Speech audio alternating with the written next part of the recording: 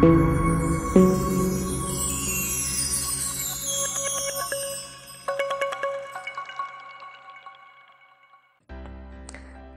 আপুরা, সবাইকে অনেক অনেক শুভেচ্ছার ওয়েলকাম জানাচ্ছি আমার চ্যানেলে।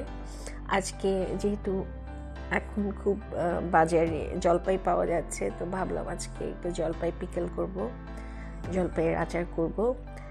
তো আশা করছি আপনারা সবাই সেটা এনজয় করবেন। অনেকেই পিকল বা আচার আমার কাছে রেসিপি জানতে চায়, যারা আমার খুব পরিচিত জনরা আছেন তারা। তো তাদের জন্য আশা করছি খুবই উপকার হবে। আর আমি আরেকটা ব্যাপার, আপনারা অনেকে কমেন্ট করেছেন আমি লাস্ট ভিডিওতে খুব দ্রুত কথা বলেছি। আসলে আমি আমার লাস্ট ভিডিওটা করেছিলাম যে গুগল অ্যাডসেন্সটা আমি পেয়ে গেছি, তো ওটা আমার কাছে খুব এক্সাইটমেন্ট একটা ব্যাপার ছিল। আর আমি একটু এক্সাইটেড হয়ে গেলে খুব বেশি দ্রুত কথা বলি, এটা আমার একটা, জানি না এটা কী করে হয়ে যায়, এত দ্রুত কথা বলি আমি আসলে নিজেই পরে আশ্চর্য হয়ে যাই। তো খুবই এক্সাইটেড ছিলাম আমি লাস্ট ভিডিওটা করার সময়।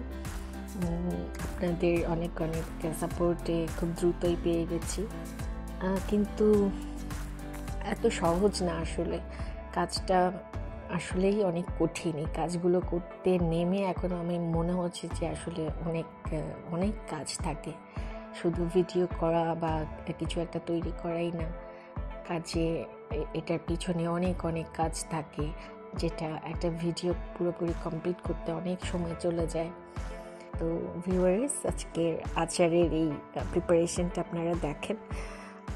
যদিও আচারটা খুবই মজা হয়েছে, খুবই মানে এই প্রসেসে করলে আই থিঙ্ক যে আপনাদের কাছে খুবই ভালো লাগবে। আরেকটা ব্যাপার, আমি ভিডিওতে দেখাতে ভুলে গেছি যে আমি সিরকাও কিন্তু অ্যাড করেছি। হ্যাঁ, তো আপনারা যখন এটা করবেন আপনারা 1/2 কাপ সিরকা এটাতে আচারটার সাথে অ্যাড করে দেবেন।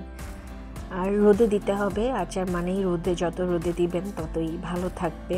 আর যে কোনো খাবারই খুব লং টাইম স্টোর করে খাওয়াটা আমি পছন্দ করি না। এই তো 2-3 মাস গেলেই তো এনাফ, তাই না?